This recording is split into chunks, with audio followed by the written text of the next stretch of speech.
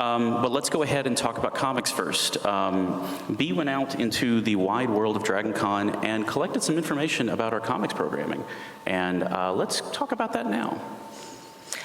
So we actually caught the Comic and Pop Artist Alley setting up, and we got to see all the hard work that goes into that and speak with Tony, their comic director. We have some very exciting guests like George Perez. Any George Perez fans out there? We love George. We love George. And then also artists like Jay Lee, who designed the badge artwork. Yeah, I always like seeing the badge artwork every year. Like it's such a good way for people to express, DragonCon in an original piece. But this is going to be a very special year for the comic track. It's a celebratory year, so we're going to hear some more about that in the segment.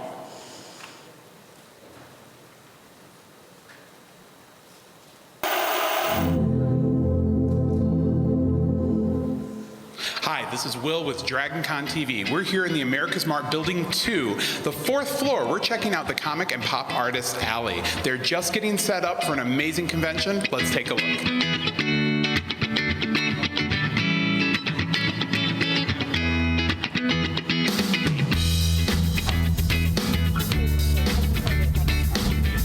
We're here at booth B38, which is the Red Rocket Farm booth, and we're here with Tony, who's the director of the comics programming track. Tony, how are you doing? I'm great. Well, could you give us an overview of what is going on with the comics track this year specifically? Well, this year I think we have more panels than ever. I think it might come into about 50 panels. So I know, wow, right? So I was ambitious. We're going to have 2 panels from starting at 11:30 in the morning to 5:30 every night. Plus we're going to have nice big panels in the ballroom and the Hyatt to highlight some of our biggest names.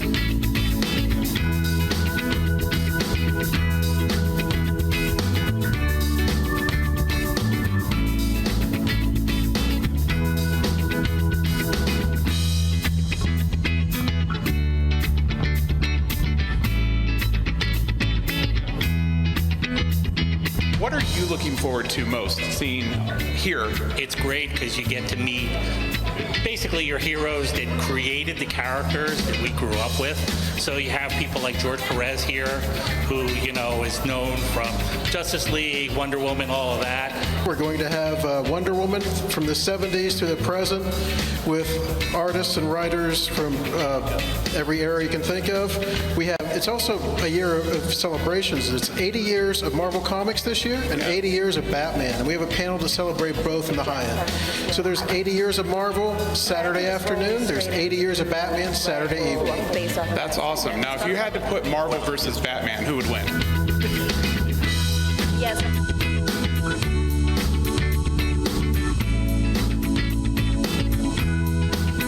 Thank you for joining us for our quick look at the Comic and Pop Artist Alley. My name is Will. I am signing off. We hope you come check out the comics track.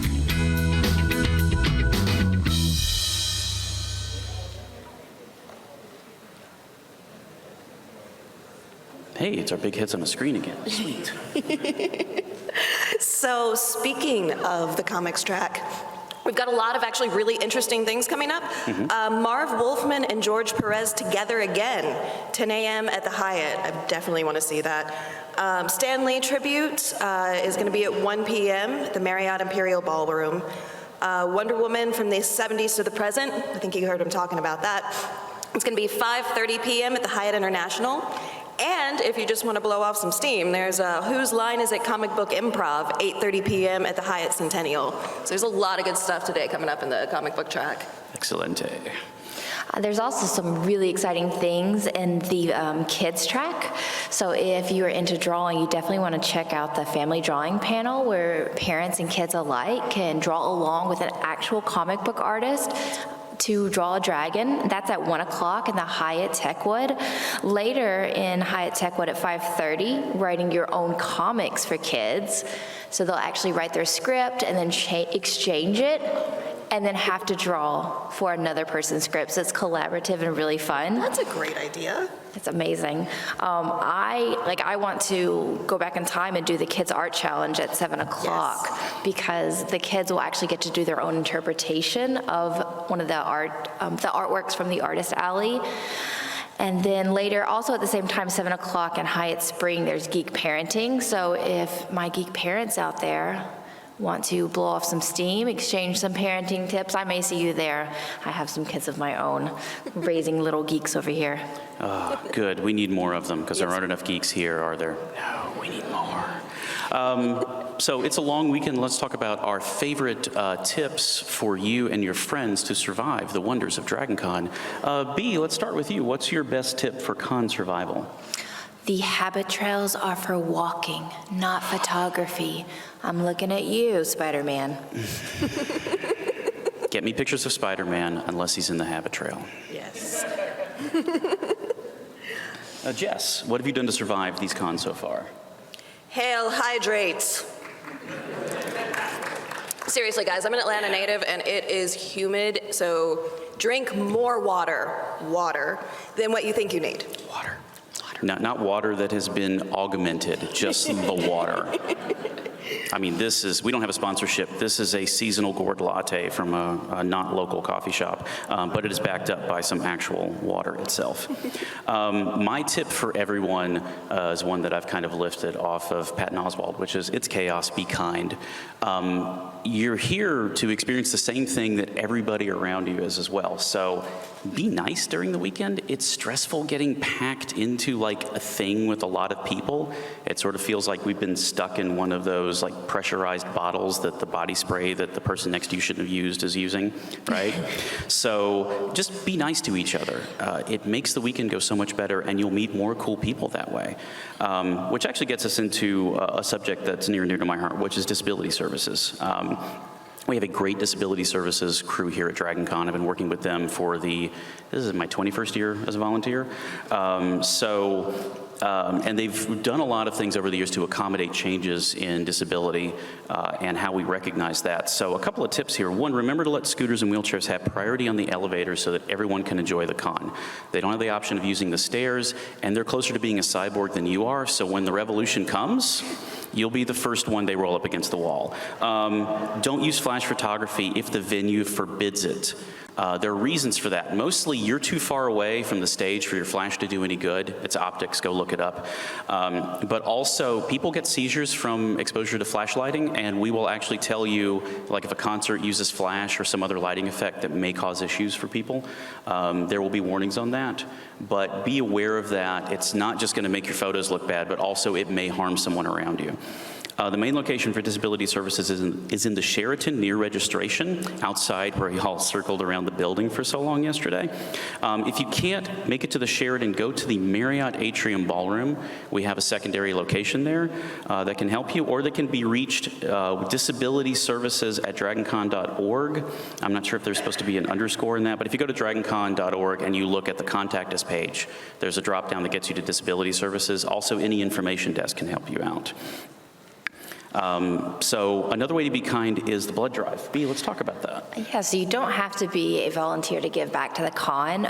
Please do go down to the Hyatt conference level and donate blood. There is actually a shortage in the Atlanta area, so we really need you to go and do that. But there are other ways to contribute as well. Pardon me. Our charity this year for 2019 is the American Heart Association. And so DragonCon is actually going to match the first $100,000 that is donated, which is really amazing. So please help out with that. And there are even more ways. So you can join into the art show, favorite tradition, the live charity auction. The works are going to be on preview all this weekend, and then they're going to have the live auction at 11:30 in the Hyatt Grand Ballroom. So you can get some really original stuff, as well as there's these special additional pieces, these heart-shaped boxes to help support the American Heart Association. The DragonCon is also doing a custom coloring book this year as part of the charity drive. And so this is limited supply, so get on this immediately. It's only a $10 donation to the American Heart Association. And all of the artwork inside is from our artists from the art show and the comics and pop artist alley. So it's very unique, and you can actually find this at various tracks throughout the con. And coloring's really, really good for like relaxing after a very stressful event, in case any of you might be a part of one of those. One of those. Excellent. What do we got to next, Jess? So, who wants to play the chess Jawa? So there is, he is the most highly rated player on Tatooine. So look for him in the Marriott lobby next to the Starbucks. This is his 7th year playing chess at DragonCon. Yeah. This is amazing. He does it for charity. 100% of it goes to the DragonCon charity that we were just talking about. This is an amazing guy. Everybody who plays him gets an I played chess with a Jawa sticker, and if you beat him, you get a patch. It's pretty cool. So I know I will be stopping by because I need some logic puzzles in my life. Okay. Yeah. So this is actually like he's a college freshman. In real life, and he's rated in the top 100 for his age group nationally. Wow. So this is a legit Jawa, guys. Yeah.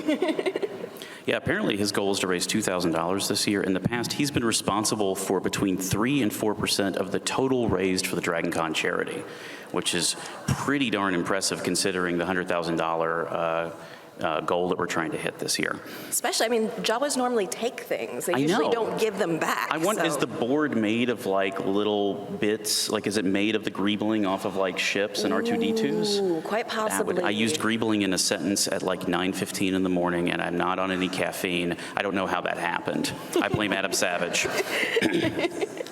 If you want to learn more things about the convention, the Daily Dragon is your source for on-site DragonCon news and updates. There are analog copies. Analog. It's called paper, apparently. The refresh rate is terrible, but the battery life is amazing.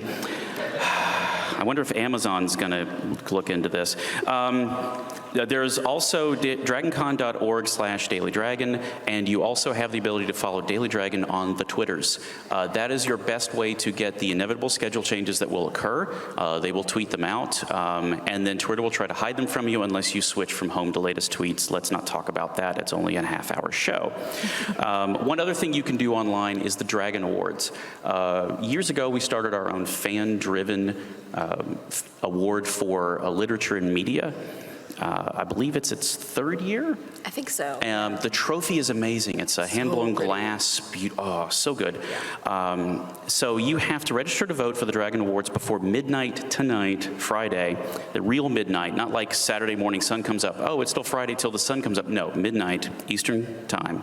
DragonCon.org/awards. This is a set of fan-driven awards. If you do not register, you cannot vote. That also applies, by the way, in real life, but that's a different show. All right, B, what is the phrase of the day? Open Gangnam Style. I don't know about you, but I will be checking out the Silk Road's K-pop track. They're hosting a K-pop party this evening. It's going to be at 8:30 in the Marriott Imperial Ball. So come show me your best dance moves. There's going to be some amazing artists that they're going to have on their play track. Do I have any BTS ARMY fans out there? So how many members are in BTS? That's a 7. Okay, so this is inflation, by the way. This is how this works. So back in my day, boy bands had 4 people in them. And over inflation, I think we've gone to 5 and then 7. So I can't, we're going to lose track. It's going to become like a boy orchestra at some point. And the stage will not be able to contain all of the hot moves. I'm down for a boy orchestra. But that does sound like a lot of fun. Yeah. Jess, I'm kind of curious, do we have any gaming at this convention? You know, I've heard rumors that there's gaming at the convention. Huh. Yeah, so are you having trouble finding the gaming stuff in your DragonCon app? So there is a special button called Gaming Events in the app. And video gaming has moved. So if you're just lost trying to find the games, check the app. And also video game panels are in the Westin in Augusta. Computers, consoles, arcade, MechCorps, all of that is America's Mark Building 1 and 2. And also the Artemis Spaceship Bridge Simulator is in the Westin Ansley on the 14th floor. So that's going to be amazing. Yeah, that's a good way to take your friends there and no longer be friends with them. It's a cooperative game that's much like a bridge on a franchise they don't have the license for, but you get to play a crew member, and your terminal only has access to certain functions of the ship, so you have to cooperate, sort of like an escape room-ish kind of scenario. Yeah, I don't have enough friends for an escape room. I've always wanted to try one, but I have friends I'd like to leave in the room. I'm like, you guys have fun, bye. You're never going to make it out. Not with those skills, you aren't. By the way, getting to the Westin Augusta is a little bit of a challenge, so research that. Leave yourself a little bit of extra time. The access to it, it's in an unusual spot. The Westin's kind of an odd layout, because if you come in from the street, you're on the 6th floor, and it messes with people's heads a little bit. There are maps available in the app, and there's a documents section where we have stored all the maps so you can use that, and the information desk can also help you out. Speaking of gaming, I think we ought to bring up a local person to help us rep that. I'd like to introduce our guest for today, who's Todd Harris. He's the co-founder of Hi-Rez Studios and president of Skillshot Media. It's a local gaming company in Atlanta, and they've been doing some cool stuff for years, so please welcome Todd.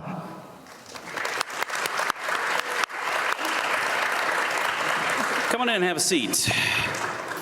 Todd, thanks for joining us so early in the darn morning. Oh, sure. Good to be here. So we've got a partnership between DragonCon and Skillshot this year. So give us some background on that. What are you guys doing? Yeah, so Skillshot is an eSports production company. It kind of spun out from Hi-Rez Studios. You guys familiar with Hi-Rez? Smite, maybe? Any Smite players? Cool, thank you. So yeah, we're a homegrown developer. So about 14 years ago, we started making video games and make the game Smite, Paladins, Realm Royale. But about a year ago, we spun out a new business that is doing production for this phenomenon of eSports. Mm-hmm.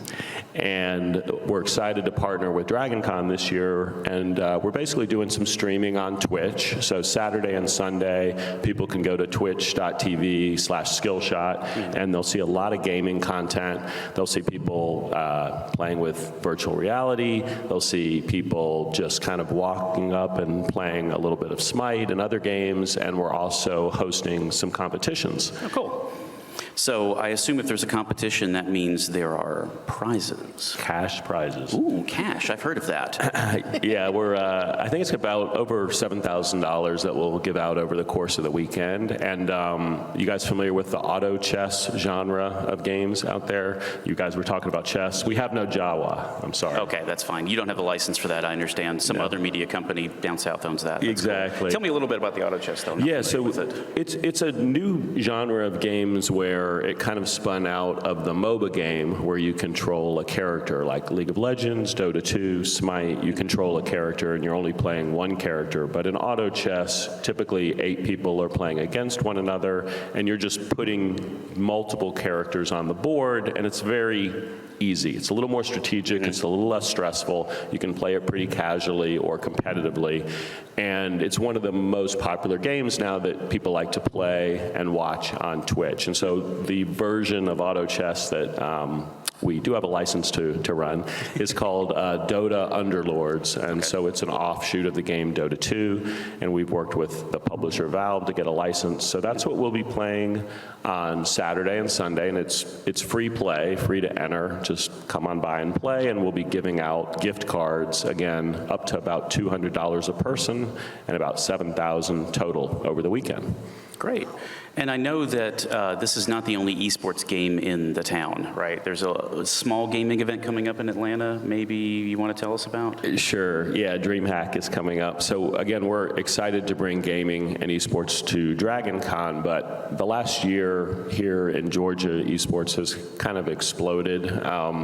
There's Cox Media in town who have now a franchise in the game Overwatch. They play under Overwatch Reign. They have a Call of Duty team. And of course, we have Smite. So a lot of excitement about video games and competitive video games. And so at Dreamhack, which will be this November 15th through 17th at Georgia World Congress Center, they expect about 40,000 folks, and we'll have the World Championship of Smite there. It'll be a giant stage.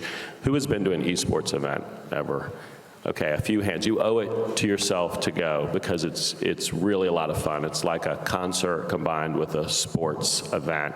And even if you don't know the game, you'll kind of get caught up in the excitement.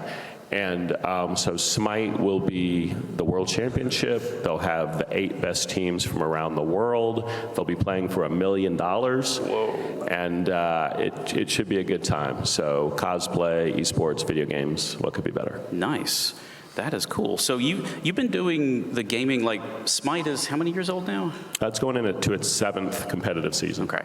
And what do you think has been the biggest trigger for going from this is kind of a weird sort of side culture thing to being like a mainstream ESPN programming item? What do you think the draw is for people being spectators of esports? It's a great question. I mean, the fact that Twitch exists is a big deal. So when I grew up, I'm old, so I'd go to the arcade, I'd want to compete in Donkey Kong or finish Dragon's Lair first or Defender, which I was not good at. But you always gathered around the machine and it was just around the leaderboard. So we always have had this spirit of competing. But, and the same in the living room, I might hand you the controller. Yeah. But Twitch made it so that really it's global and, the best video game player in the world can just, with the webcam, suddenly reach an audience and become famous. And so it's just much easier now because of the internet and platforms like Twitch to watch this competition. So that's really caused it, I think, to grow, and Smite and other games have grown along with that trend. Yeah, it's weird because I do a lot of business travel. I was in South Korea 15 years ago, flipping through TV channels, and once I got past all the overdubbed infomercials, there's a Korean Floby commercial. It was surreal. They were doing StarCraft 2 on like public access. Yep. Head-to-head player, and I couldn't understand a word they were saying, and I watched it for like an hour.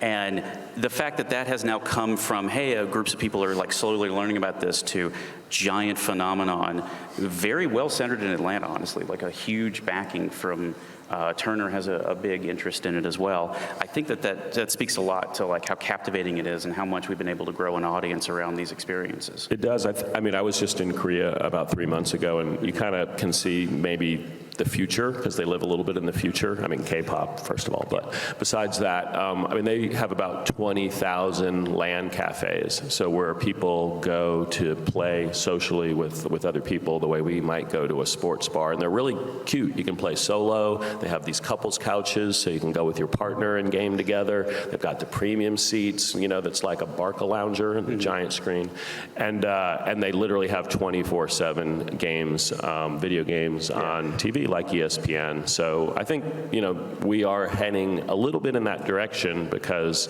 I know my kids like to play and watch video games a little bit more than traditional sports, and I don't think that trend is going to go away. Excellent. Plus, I think that the Atlanta Overwatch team might have a better record than some of our area sports teams, but that's a hallway conversation. I assume this is not your first DragonCon. No, not at all. No, for myself and I guess 400 Hi-Rez employees, we're pretty much here almost every year. Awesome. So what are you really looking forward to for Con this year? I gotta push my own panel, I guess. Oh, why not? Yeah, so first of all, I don't think I mentioned all of this gaming content that Skillshot is doing is in the Westin, so Westin Savannah Ballroom, so come and check it out. There's also music, Friday night, EDM and others, so it's just a chill time. And then also in the Westin at 7 o'clock today, I'm talking with some folks from Georgia Tech about the future of eSports. We've actually been working with them, giving them some data from Smite, and they're thinking a lot around how will VR and AR and other technologies and human kind of interfaces support competitive video game play in the future. So it should be a cool panel. Would love to see some of you there and take more questions there. Great. So, B, let's figure out what you're excited about today, because you're ready to go. Oh, yes. So I'm here for all of the dance parties. So I'm especially looking forward to this evening at 5:30. They're actually doing ballroom dancing classes before the temporal ball. And so I'm going to go see if I can figure out a couple ballroom dances before going to the temporal ball, and then I'll probably hit up that K-pop party. Yeah. By the way, you can also get dance lessons after the temporal ball and then go back that'll work too. That's right. Jess, what are you excited about this morning? Oh, I'm hitting up the Artist Alley. Nice. Yeah, that's always one of my favorite places to go check out. I love, the comic book and pop artists, and also the art auction that's in the Hyatt here. Neat. I'm just going to go fill my face with some art. Excellent. I'm looking forward to a couple different things. One is, I don't know if you guys know, but I actually moved out of the Atlanta area a couple of months ago. This is a work thing, it's fine. Turns out we have an airport, so it's easy to get back. I'm looking forward to staying inside because I live in Oregon now, and we don't have this thing called humidity. I left it here, I didn't pack it. So coming out of the South Terminal, it's just sort of a wet slap across the face to remind you that you've come back. See, in Oregon, we have honest humidity. If we want you to be wet, we will just rain on you. Here, you just sort of have to walk through it perpetually and get it by osmosis. So I'm looking forward to just being more social this year because I miss y'all. It's been kind of weird not being as involved in getting this up and running as I have been in the past. And to be honest, it's good to be home. So I look forward to hanging out with like 80 mumble-thousand of you. And I have a little bit of a secret. People talk about the size of the convention, and it feels daunting and weird. And you're like, oh, when we say every year it's like 80,000 people, 83,000 people, we throw out this number, and that's an honest number. It's based on how many tickets we sell. People accuse us of inflating that number. And we don't. We actually deflate it because there's about 1,800 people we don't count in that number, and that's the volunteers. Because our heads are on these big glowy rectangles, the ones you look at when you're not looking at the small glowy rectangle you brought with you. I see you in the front row. You're tweeting, it's cool. But people come up to us and thank us for what we do at the convention. And I know what they're really doing is thanking all the people they can't see, because it's weird getting credit for stuff when I know I'm not the person putting in the most work. And I will take that and pass it on. So every time you see somebody with, I took my badge off, but we have a cool volunteer lanyard. It doesn't look like yours, it's kind of bluish this year. I will happily pass on the credit you're giving me for the work that like 1,700 and change people are doing on our behalf. So before we go, I want you to give all our volunteers a big round of applause.